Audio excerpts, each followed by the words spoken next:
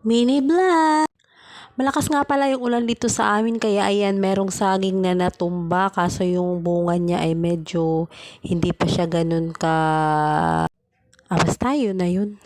Tapos ayan, tingnan nyo yung baha dyan guys. Ang laki ng baha sa sapa. Ayan.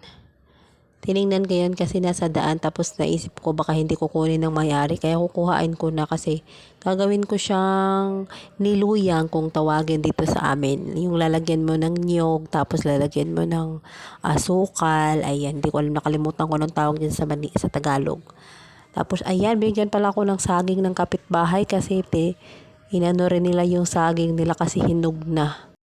Kaya ayan, for the kain na ang person. Salamat sa nagbigay. Mga ilang buwan na rin ako hindi nakakain ng saging kasi nakakakain lang ako niyan pag merong magbigay na kapitbahay.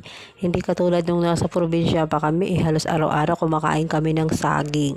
Lalo na kung wala kaming bigas, ayan, saging ang aming pang tawid gutom. Ayan, kaya namiss ko talagang kumain ng saging. At saka na-miss ko rin umuwi na probinsya namin kasi marami talagang saging doon. Tapos yung anak ko palang mga panganay may lagnat tsaka inuubo. Kaya naisip ko baka hindi siya pwede nito. Kaya tinanong ko mula sa kapitbahay kung pwede siya. Kasi sabi nila pag yung bata ayun nakakain yan yung saging na yan. Hindi kasi yan saba. Yung saba pwede yun kahit ano. Ayan ang tawag sa amin kardaba. Ayan sabi ng kapitbahay pwede naman daw. Konti lang yung pinakain ko kasi hindi pa naman madaling matunawan yan sila pag saging. Marami rin yung naubos ko na saging dyan. Siguro mga 6, 7, mga ganun. Meron pa kang natira. Kaso inuna namin yung mga hinog-hinog. Yung saging pala na tumba, dinala ko dito sa bahay. Kinuha ko pala yun doon. Tapos, ang naisip ko sana gagawin ko siyang niluyang ngayon. Kaso bukas na lang kasi bilinggan kami ng saging ng kapitbahay na hinog. Kaya yan, bukas ko na yun gagawin. Ang naisip ko, gagawin ko siyang niluyang or gagawin ko siyang banana chips. Siguro gagawin ko na lang yung banana chips. Ayan.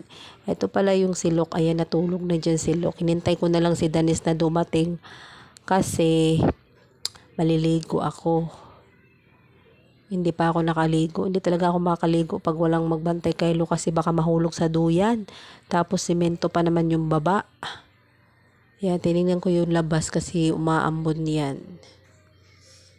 Ambon na, dilim-dilim na. Yan yung bago umulan, guys. Tapos eto, ayan, dumating na si Danis galing. Nakahiga nga pala kami dalawa ni Lok dyan kasi nanonood si Lok ng Cocomelon. Tapos kakagising niya lang din ni Lok dyan. Dumating si Danis kaya sabi ko kay Danis bantayan niya si Lok kasi maliligo na ako. Yun lang guys. Buyers!